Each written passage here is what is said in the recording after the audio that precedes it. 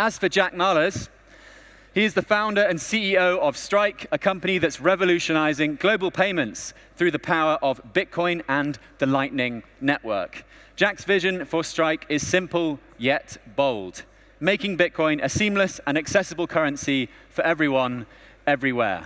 Are there any users of Strike in the room today? Because it is now in Europe. There's a few hands. Oh, good. So we're excited to see the CEO on stage. RD's a user. Lovely. OK, so with that out of the way, are you guys ready? Fantastic. OK. Please welcome Natalie Brunell and Jack Mallers to the stage this afternoon for their fireside discussion.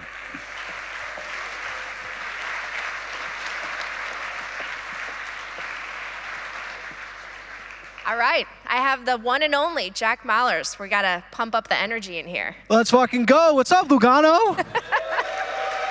It's his first time here. I was telling him about how cool the drone show is gonna be, so hopefully we can make that happen tonight. Buongiorno. All right, Jack, I want to start with just your take on what do you think about this cycle in Bitcoin, where we're at? I feel like a lot of people are just waiting. We're in this lull, this holding period. When is that next bull market blow off top going to happen? How do you see things in the space right now? What are we, like 2% below all-time high or something? I don't think that's a lull. That's the furthest thing from a lull. I think Bitcoin is technology plus fiat liquidity. I think Bitcoin's the best expression of currency debasement. It's the antithesis of fiat currency in every way. It doesn't have a central planner. It doesn't have a bank. Its monetary policy is fixed. Its supply is capped. And so I think what we're watching is the direct reflection. It's an index on debasement, on currency printing. So I think there's been dollar liquidity has stalled over the summer. And so Bitcoin's hanging out below all-time highs. I'm on record, I think Bitcoin's going to 250 to a million over the next 12 to 18 months. And I think that's because, as Paul Tudor Jones said, there's all roads lead to inflation, all roads lead to debasement. So for people that say that we're in a lull and they need a hug because Bitcoin's 2% below all-time highs, grow up. I mean, yeah, you want to be part of a free market, or you want Jerome Powell to give you a hug and pat you on the back? So, I mean, Bitcoin will move when they print currency. Well, speaking of that, in less than 2 weeks, we're going to have an election. Some people think that it's going to have more or less of an impact on the Bitcoin industry, depending on who gets into office. What is your forecast? I don't think it matters. As far as who gets into office, I think Bitcoin goes up no matter what. Bitcoin goes up because the dollar, or I guess the euro, has to go down, right? So I don't think it matters much. Now, obviously, I would prefer my president support businesses like mine, support industries like Bitcoin. I would prefer if my country took an interest in owning something that has a fixed supply. I'd prefer that. So, of course, I like what Trump has represented to myself and others in the space, but I don't think it matters. The deficits are far too big. The only way out, let me put it to you guys this way. Anyone that's in debt, anybody, let's say, what's your name? Paul? Oh, you gave me a shirt once. Yes, you did.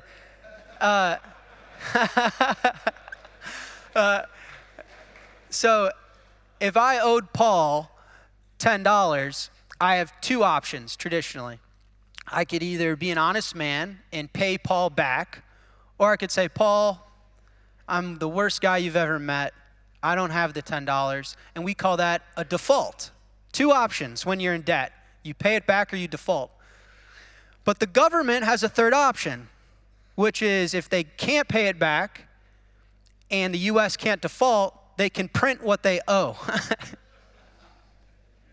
Okay, so debt to GDP in America is almost 130%. Global debt to GDP is almost 350%. What is debt to GDP? How much we're borrowing versus the growth we're producing to pay it back. So the US can't pay back Paul. Mathematically, 130% debt to GDP, impossible. The US cannot default, okay? We have one option left. It does not fucking rocket science. So it doesn't matter who gets elected. They have to debase the currency. They have to print. And okay, so what do you want to own? You can't own dollars, and then you go through. What do you want to own? Do you want to own a penthouse? Do you want to own Tesla? And I think we're all at this conference because there's one superior asset. But to me, like, it doesn't actually matter. Obviously, I have a preference. It's hard for me to change the world from prison, right? I like people that support our industry, but I don't think it matters. Well, you bring up an interesting point because right now a lot of people see Bitcoin as being sort of defiant to the state and opposing the state, and so it puts a target on its back. And we've seen what happens sometimes. Even when you speak the truth, the state can come after you. How do you see Bitcoin assimilating with the legacy financial system, given the attacks that are happening? We just saw that ECB paper being put out attacking early adopters. Do you think there's going to be a lot of friction, or do you think because we're seeing this institutional adoption wave that slowly but surely Bitcoin will just Trojan horse its way in? I think thinking of Bitcoin as some form of anarchism is wrong. Bitcoin's about freedom of speech, property rights. Bitcoin is far more American than the US dollar. It's every node is treated equally. There's a freedom in opining. There's a freedom in coming and going. There's freedom of speech. The level of property rights with Bitcoin's the only property you can own where if you own a house, I put a gun to your head, I kill you, it's now my house. You own gold, I put a gun to your head, I kill you, it's now my gold. You put a gun to my head, the only way to not get the 12 words that are in my head is to put a bullet in it, right? The level of property rights that Bitcoin allows for humanity is profound. These are all human civil rights that we should in theory be born with. These are all grounded principles that was supposed to be born with the vision of the United States of America. Bitcoin's not a form of anarchism. Bitcoin is long humanity. Bitcoin is the most pure form of humanity. It is the best version of our species, in my opinion. So viewing it as anarchism is short-sighted. I think everyone between government to Mark Andreessen to Mark Zuckerberg, these are people that have built their careers predicated on control. And I think they struggle tremendously with this concept that they can be part of something and benefit from something without controlling it. So you get invested in things like Solana and Ethereum because you have outsized control in these networks. And so I think throughout human history, we innovate and we build tools. These tools are layers of abstraction that provide efficiencies for us. But sometimes these abstractions compound on themselves and we get too far from what's real and the truth, if that makes sense. And I think technologies like Bitcoin, technologies like Keat and Nostr, these are reversions back to some of the truth of like systems that we can all cooperate in where there's no one that has outsized control. And I think the people over the last 50, 30, 20 years that have benefited from having outsized control on these abstracted layers like the internet or like government have a really tough time. I think it's really that simple. I don't think it's a form of, I don't consider myself like a weaponized anarchist for being a Bitcoiner. I consider myself a proponent of freedom and human flourishing.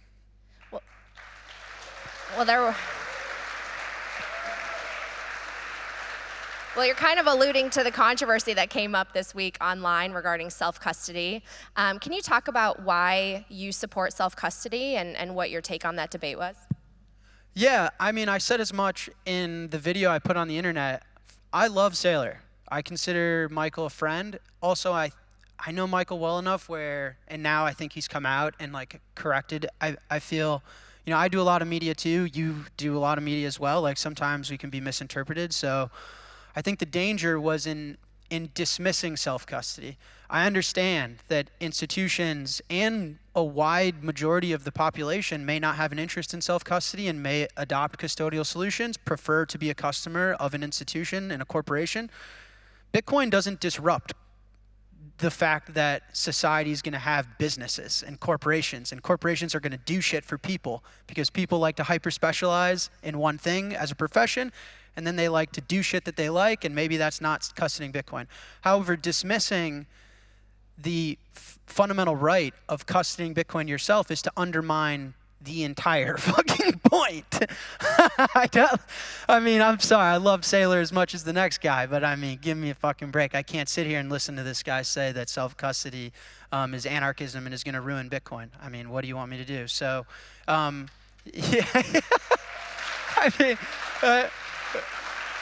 Who self-custodies here? Who self-custodies? That's the majority. That's great.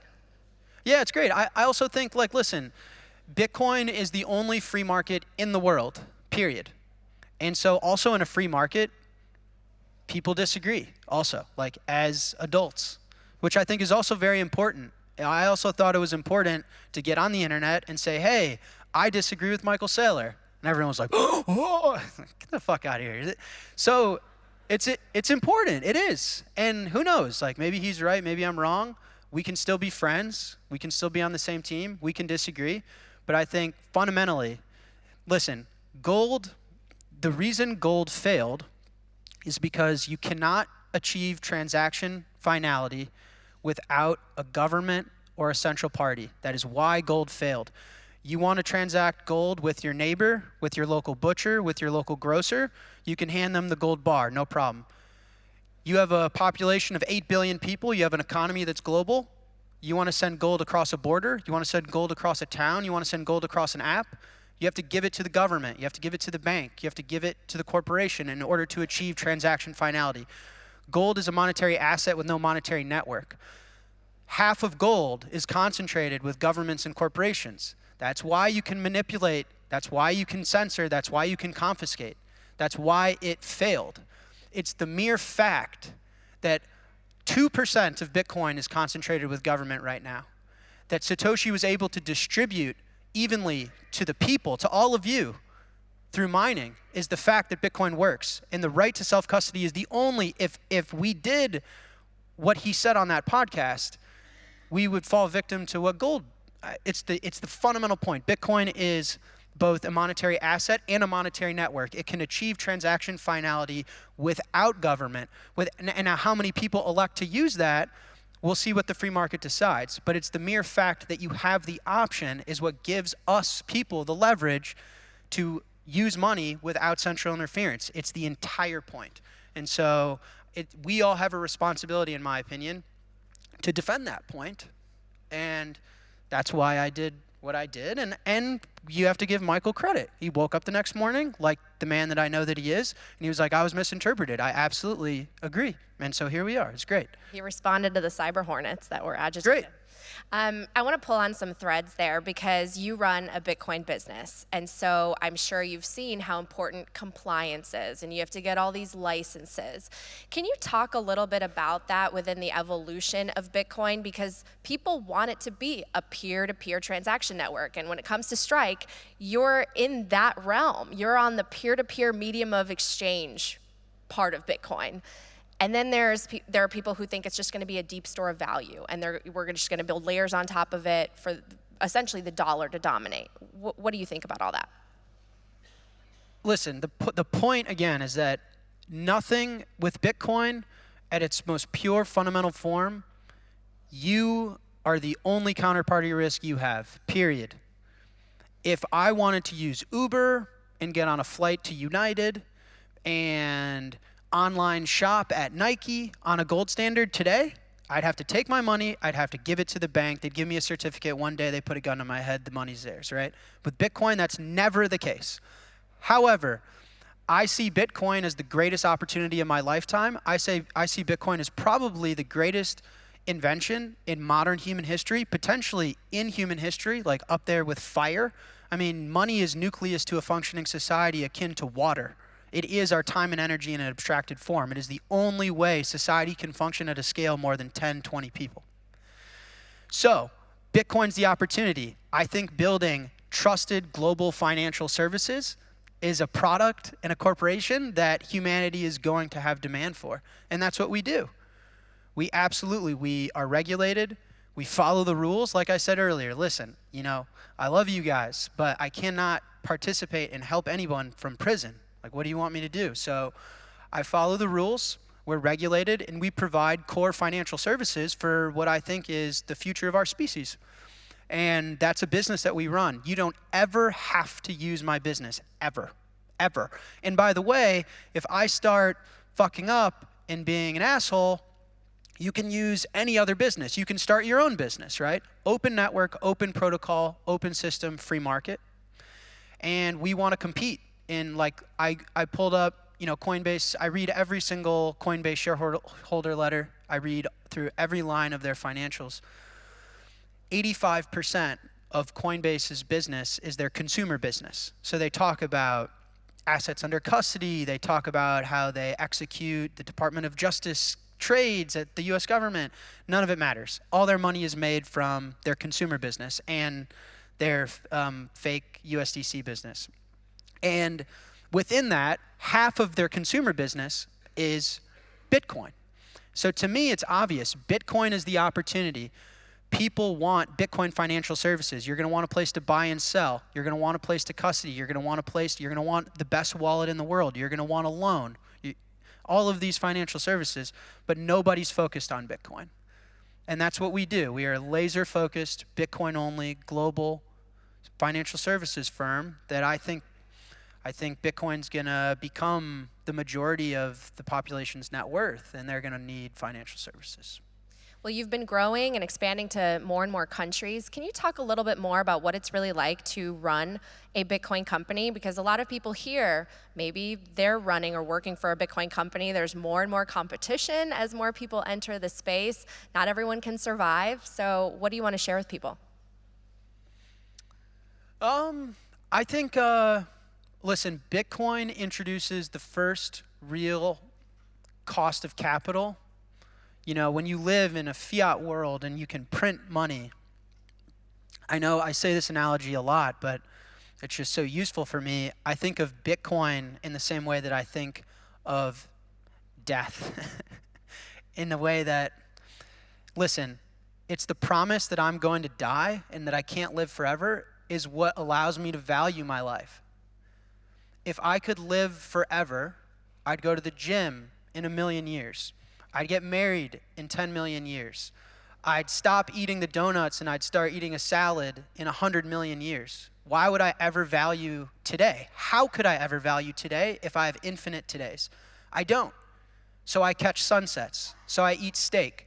So I build relationships. So I build a business. So I find love. So I want to be a dad. That's why. Because the promise, the finite of my time, and the promise that I'm going to die. Now, take that to money.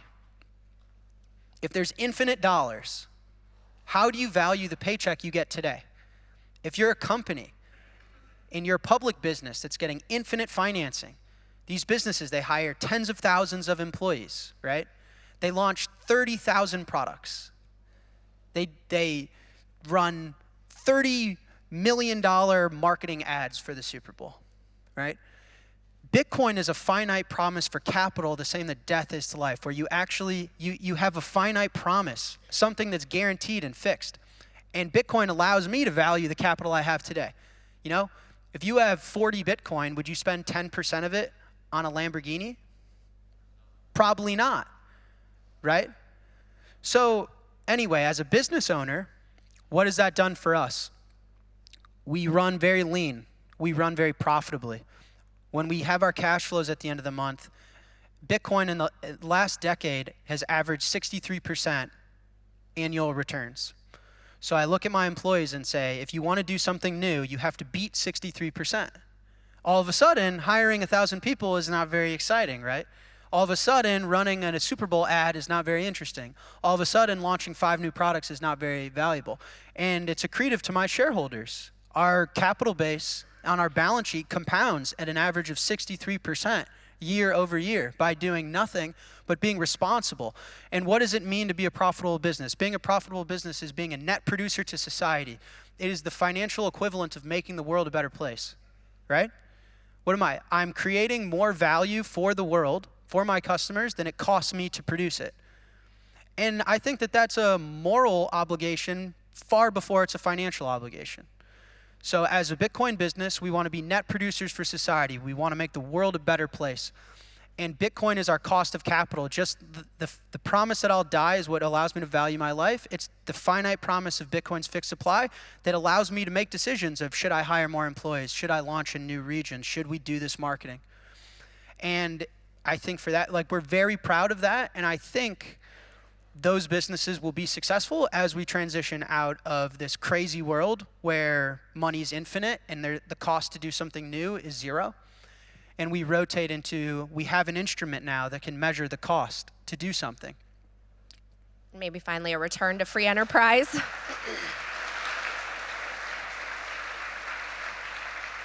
What barriers do you still see for us to reach mass adoption, and how do we overcome them? I think changing consumer behavior is really hard. So, like, for example, card networks, especially in the Western markets, are very entrenched, like Visa, MasterCard. You know, people get free Napa Valley wine and free flights to use these cards. And so changing human behavior at that level is very difficult. I think where Bitcoin's found product market fit is changing human behavior and storing wealth. And I think that speaks to the level of monetary debasement. Like, listen, if the government wanted to halt Bitcoin adoption and slow it down, they could stop printing money, they could stop going to wars, and they can go back on a gold standard. And I think Bitcoin its growth, it wouldn't go 63% year over year. So I think adoption is coming from a wealth transfer where people are realizing that the capital, like, their time and energy is eroding. And that's where I expect adoption to come from primarily. I think, you know, we're sitting in the home of Tether, right? So I think their success story is entirely different in that they've been able to provide a better store of value on open protocols to the world. But for Bitcoin primarily, I think it's a wealth transfer. And I think it's a story of monetary debasement and a rotation into a form of property that's going to protect you both physically and monetarily. And I don't know. I mean, what was the question? Is what barriers? What barriers? I'm not sure we have any. I mean, listen. You can sit here and say, "What's taken the world so long? I read the Bitcoin Standard and I understood this stuff 5 years ago." Okay, but you could also look back and say, this happened way too fast. I didn't get to buy enough Bitcoin. It was in 15 years with no marketing, no CEO, no anything. It's a $1.3 trillion asset that people are worried is going to be worth as much as gold next year. And so I think that's going fast. I mean, it took Google, it took Amazon, it took these businesses way longer than 15 years. So I think nothing is stopping Bitcoin. Like, anyone that's telling me there are barriers, like, where? I don't see any. It's going up 63% every year. What the fuck are you talking about? All right. Okay, so you see it as inevitable.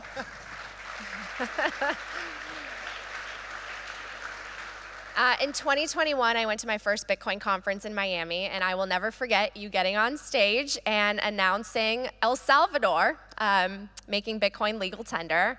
Why haven't we seen another big nation do that? And what will the next one be?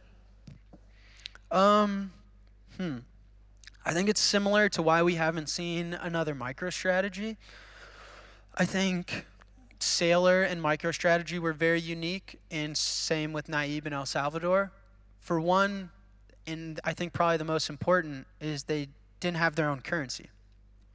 So they lost their own currency through their civil war, country destroyed, and they adopted the dollar. And so they weren't forgiving the ability to print money, print time and energy, print human effort, print labor, right? And so I think for that reason, it was a lot more trivial for them. And then it also takes a very special leader, right? So same thing with MicroStrategy, right? Like, you know, Sailor says openly, like, I had to do the Bitcoin strategy because my business was dying. It's like it's a very unique position to be in, to have, like, access to the capital markets with a business that, like, is not working. And so, at least I got someone to laugh there. I mean, that's a unique situation. And then to have full control, voting rights, and ability to make decisions, like, that's very unique. And so I think it was similar to El Salvador. You know, I've said, after El Salvador, everyone's like, you know, what's next? And they're looking on the map. Guatemala, Costa Rica, they're just like following through Central America. Oh, Malay, Argentina. It's like, no, maybe the United States, honestly. And this was before, Well, listen, like, the logic is as follows. When you're the world reserve currency, you don't actually own anything. Your job is to create debt and sell it. So you have countries like Japan, like, listen, everyone's messed up, but like, these countries actually own things. We don't, really. Yeah, I mean, we have a big gold position, but the level of debt, my point is, like, astronomical. And debt is a future promise, right? You're borrowing time and energy from the future populace. And you have to start backing these promises with something real in order for people to play the game and buy your future promise.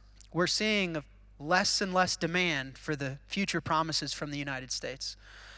And so when you think, is a country that has the ability to print money, print time and energy, print human effort, print human labor, is some country like that, like China, going to forgive that to adopt Bitcoin? No. That's what was one of the reasons El Salvador is extremely unique. But if there was a country that could print, like, that would adopt it, it would be the one that stands for freedom, innovation, technology, and that leads the world in debt, that leads the world in future promises and needs something real and hard. Listen, when you have debt to GDP at 130%, that means you have too much debt for the growth. You need growth. If the US could grow, their problems would be solved. What did I just say? Bitcoin's growing 63% year over year. You could just buy growth off the shelf. You'd be like, okay, I'll take a double cheeseburger, Coke Zero, and this thing growing 63% year over year. And so I think it's a good idea, and I think that's probably one of the reasons it's interesting for them. All right, we've only got a couple of minutes left, so we're almost to 2025, which is hard to believe. 5 years from now, so let's say 2030, give me your bull case and your bear case, not for price, but more so for what this industry looks like, what adoption looks like. Do we have a Bitcoiner in the White House? Do we have more regulatory framework? Do we have Bitcoin, the Treasury buying Bitcoin? For the bear case, I've never worried about being over-regulated or a nation-state attack. I mean, these threats are real, but I think Bitcoin is resilient to them. It's never what's kept me up at night.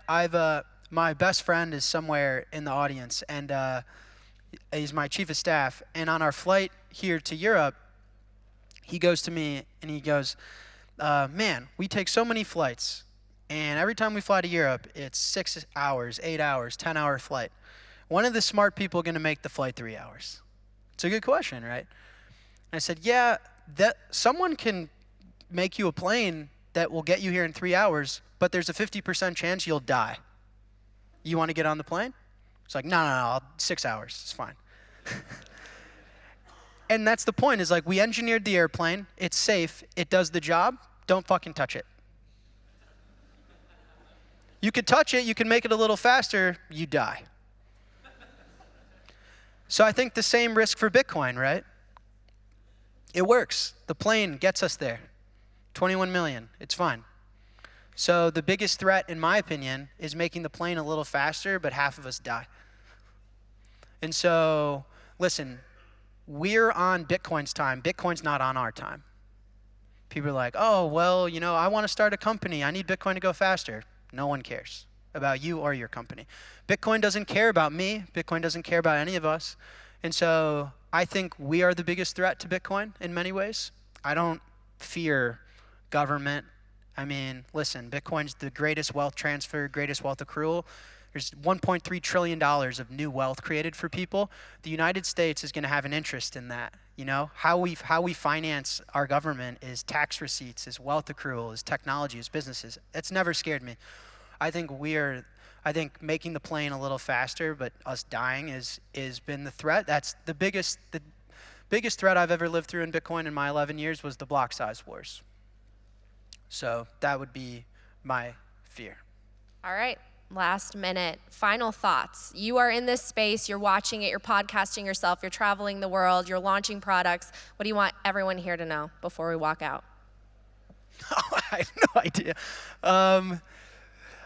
I think stay humble and stack sats. I love that line. I think, I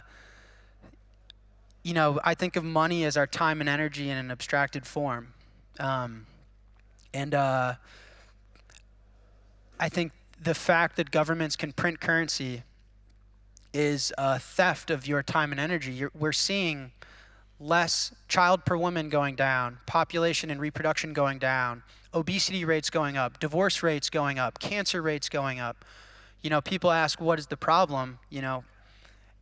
If a government's able to debase the currency, and I work and spend my time and my energy and my effort and my labor for the currency, by proxy, when the government debases the currency, they're debasing me in my life.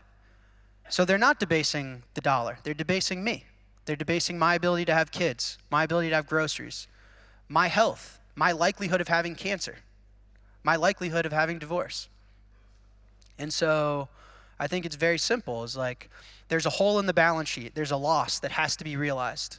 People don't understand that. Like, there is a loss. Someone has to realize that loss. And by buying Bitcoin, you say, I don't know who's going to realize the loss, but it's not going to be me. Well said. Fix the money, fix the world. Jack Mallers, everybody.